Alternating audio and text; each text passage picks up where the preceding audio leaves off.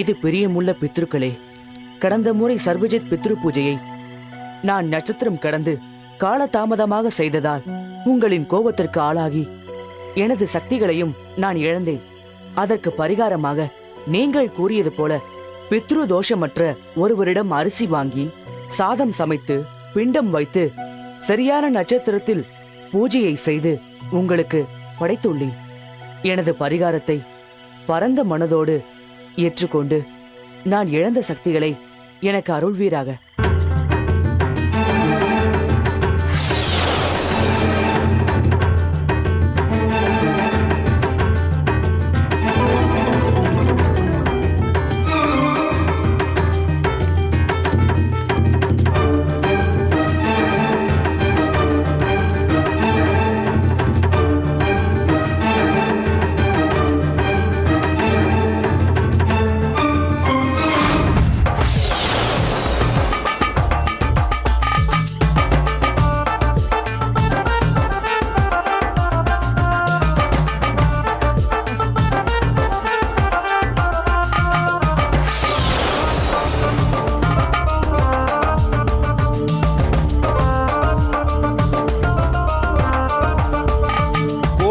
கோடி ஆண்டுகளுக்கு ஒரு முறை யுக பிரளயம் போல தோன்றும் பூதகுல இளவலை மூசா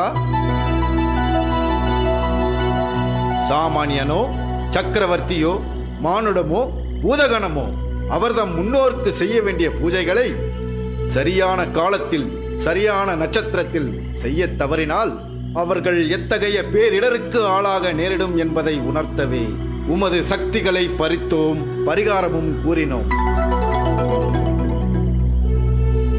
அதன்படி இன்னல் பட்டு பரிகார பித்ருதோஷ பூஜை செய்து எனது மனம் குளிர்வித்து விட்டாய். நீ இழந்த சக்திகள் சகலத்தையும் பெற்று இந்த நொடி முதல் முன்போல அசகாய பூதகுல இளவரசனாக பரிமளிக்கிறாய். அகம் மகிழ்ந்தோன், உனது அறவழி பயணம் தொடரட்டும்.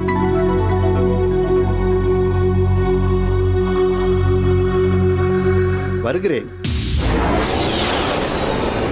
பக்ஷீஷ், நம்ம குடும்பத்துக்கு தெரியாமலேயே சக்திகளை இழந்து அத திரும்பவும் பெற்றுட்டேன். அவங்க என்ன கூப்பிடுறதுக்குள்ள நான் அவங்கள போய் பார்க்கணும். வா போலாம்.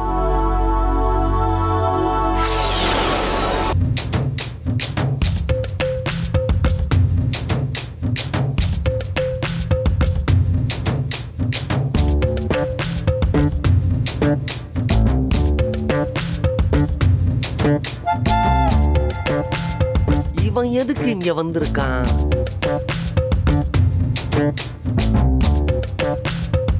அமைச்சரே, அரசர் என்ன தீவிர சிந்தனையில இருக்காரு? பூதலோகம் போன ரசூல் வேற திரும்பி வந்திருக்கான். என்ன விஷயம்? அரசர் இங்கே பூலோகம் வந்த பிறகு பூதலோக ஆட்சி பொறுப்பை ஏற்றிருந்த அரசரின் அன்பு மகன் சிக்கன் குனியாவால் சிக்குண்டிருக்கிறாராம். என்னது? சிக்கன் குனியா நோய் பூதலோகத்தையும் விட்டு வைக்கவில்லையா? ஆமாம். அதனால அந்த ரசூல் மருந்து வாங்க வந்திருக்கானா? இல்லை, அரசரையே அழைத்து போக வந்திருக்கிறான். அப்படியா? அப்ப நாம நம்ம இஷ்டப்படி பூதங்களை தேடலாம்னு சொல்லுங்க. நடக்காது, ஒருபோதும் நடக்காது. நான் இங்கே இருந்தாலும் இல்லாவிட்டாலும் அமைச்சர்களாகிய நீங்கள் அலாவுதீன் பூதங்களை தேடும் பணி எனது விருப்பப்படிதான் நடக்க வேண்டும். எனது விசுவாசமிக்க அபிமானமுடைய அடிமை ரசூலே, அரசே, இவர்களை நான் நேரடியாக கவனித்துக் கொண்டிருக்கும் போதே என்னை அநியாயத்துக்கு படித்து எடுத்து விட்டார்கள். இருந்தாலும் நான் பூதலோகம் சென்று எனது மகனை குணமாக்கிவிட்டு திரும்பி வரும் வரை நான் இவர்களை உன்னிடம் ஒப்படைக்கிறேன் என்றால் இவர்களை உன்னால் அடக்கி ஆள முடியும் என்ற நம்பிக்கையில் தான். உத்தரவரசே. அமைச்சர்களே, பூதலோகம் போகும் நான் திரும்பி வரும் வரை ரசூலின் ஆணைக்கு கட்டுப்பட்டு அலாவுதீன் பூதங்களை கண்டுபிடிக்கும் வேளையில் அவரோடு இணைந்து ஈடுபட வேண்டும்.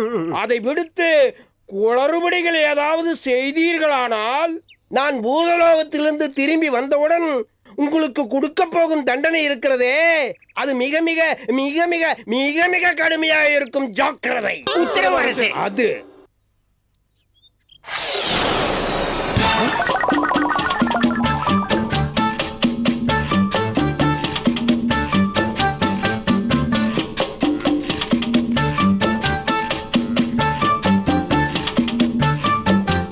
அரசர் கூறியது உங்களுக்கு நினைவிருக்கிறதல்லவா? அதை நீர் நினைவுபடுத்த வேண்டிய அவசியம் இல்லை. சரி சரி, வாருங்கள். நாங்கள் போகிறோம், நீ வா வா வா.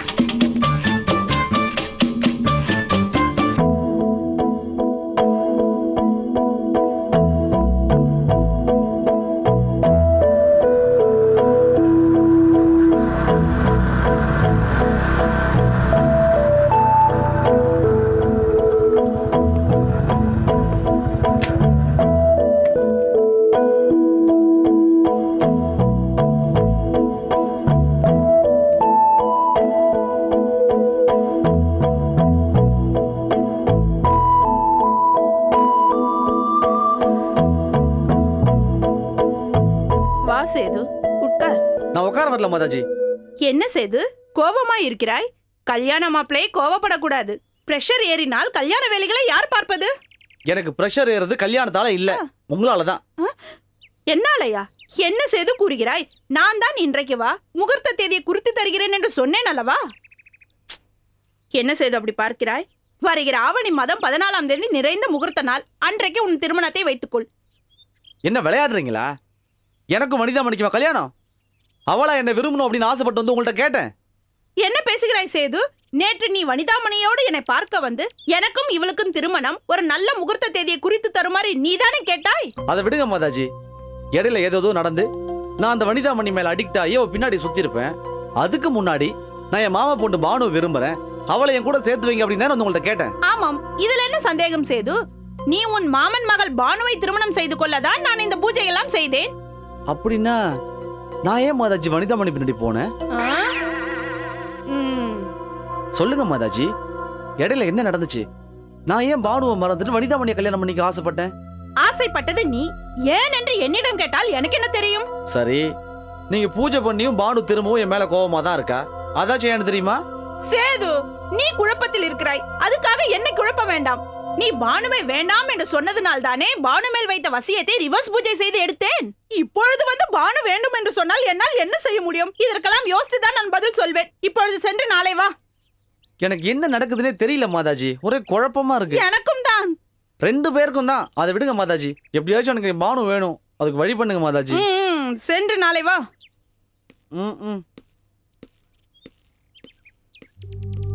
என்னது இது? பானுவுக்கு நாம் தான் வசிய பூஜை செய்தோம். பானுவை சேது பிடிக்கவில்லை என்று சொன்னதும் பிறகு ரிவர்ஸ் பூஜையும் செய்தோம். இப்பொழுது வந்து சேது பானுவை விரும்புவதாக வந்து சொல்கிறானே. நம் பூஜையில் குழப்பமா அல்லது சேதுவிடம் குழப்பமா? ஒன்றுமே புரியவில்லையே. இதற்கெல்லாம் முடிவுதான் என்ன?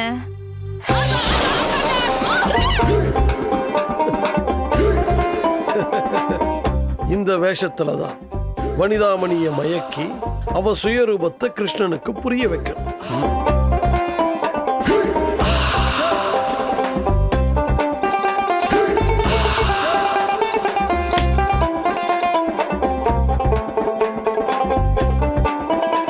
Hello, come come come. Hello,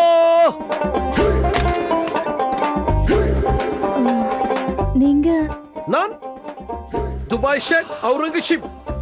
Dubai ஷேக் அவுரங்கசீப்? ஆஜி. நீங்க இங்க? நம்பல் படா கலா ரசிகன். ஓ.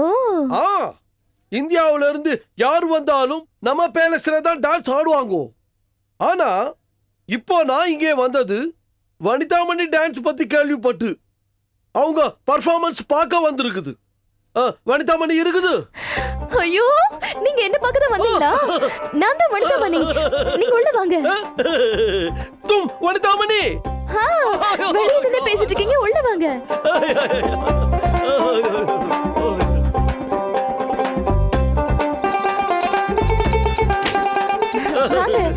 வாங்க வாங்க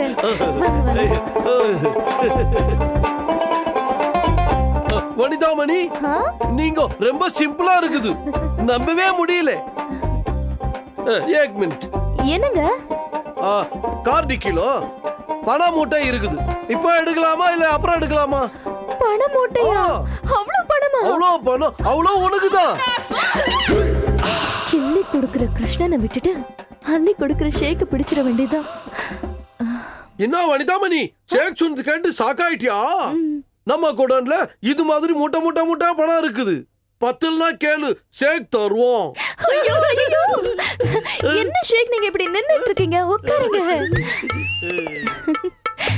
உங்களுக்கு ரொம்ப பெரிய மனசு. ஆமா, எல்லா பணத்தையும் எனக்கே கொடுத்துட்டு நீங்க திரும்பி போறதுக்கு என்ன பண்ணுவீங்க?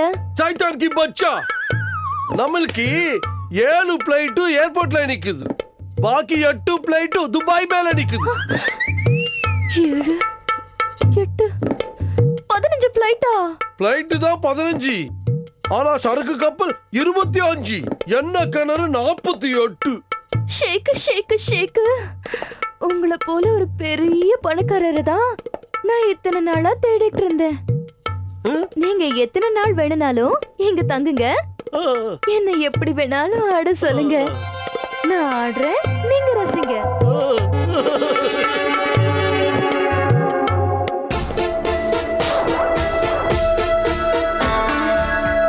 என்னது கதவு பூட்டி இருக்கு?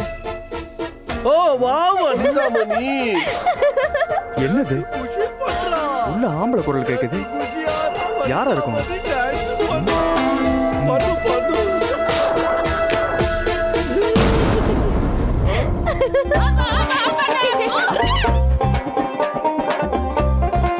வனிதாமணி, ஷேக் வனிதாமணி, அவுரங்கசீப்.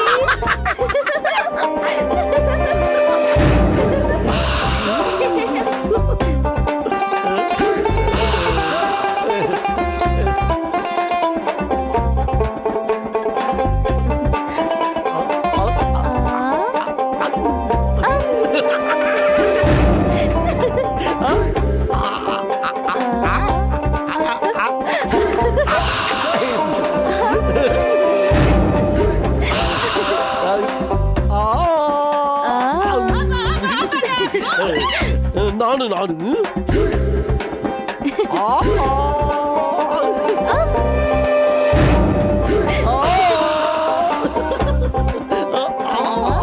அடிங் கக்க மக்க, நான் இருக்கும்போது இன்னொருத்தனா?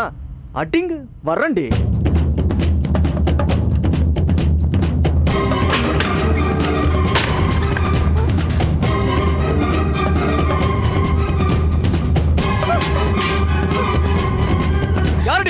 இவன் யாரு? மேனேஜ் இல்லாம உள்ள வந்திருக்கிறான். என்ன தைரியம் இருந்தா என் வீட்டுக்குள்ளேயே வந்து ஒய்யாரமா ஸ்ரீரங்க பெருமாள் மாதிரி படுத்திருப்பேன். Stop it, Krishnan. நீங்க பண்றது கொஞ்சம் கூட நல்லா இல்ல. என்னடி நல்லா இல்ல? என் வீட்டுக்கு வந்து என் கெஸ்ட் அவமானப்படுத்துறது கொஞ்சம் கூட நல்லா இல்ல. ஷேக் எவ்வளவு பெரிய ஆளுன்னு தெரியுமா? வனிதாமணி. என்ன வனிதாமணி?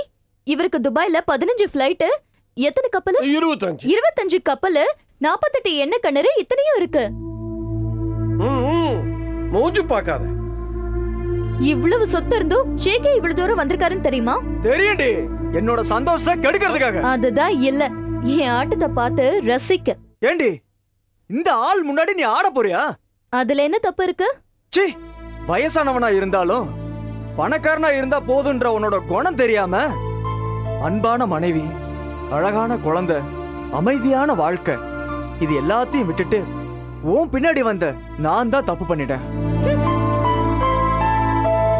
யோ சேட்டு, இந்த மாதிரி பொம்பளை கிட்ட சகவாசம் வச்சுக்கிட்டா 48 எண்ணெய் கிணறு இல்ல 48,000 எண்ணெய் கிணறு வச்சிருந்தாலும் நம்ம கட்ட வேகிறப்ப என்ன கடன் தான் வாங்கணும், எல்லாத்தையும் காலி பண்ணிடுவாளுங்க. பட்டவன் சொல்றேன், நீயாவது படாம தெரிஞ்சுக்க. வனிதாமணி, உன் ஆட்டத்தை நீ ஆரம்பிடி, நான் வரேன்.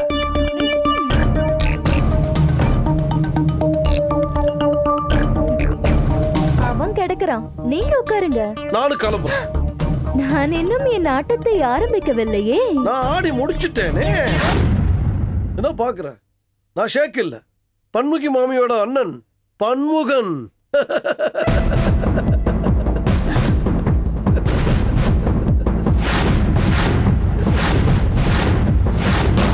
கிருஷ்ணன் உங்ககிட்ட இருந்து பிரிக்கத்தான் பன்முகி இந்த வேஷத்தை போட்டு போக சொன்னான். என் வேலை நல்லபடியாவே முடிஞ்சிருச்சு. நான் வரேன்.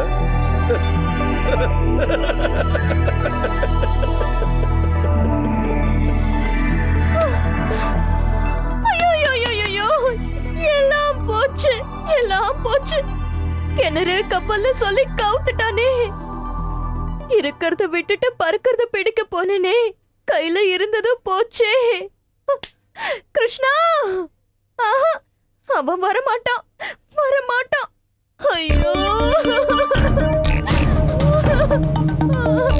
அடுத்து எந்த கொம்பனை பிடிக்கிறதுன்னு தெரியலையே.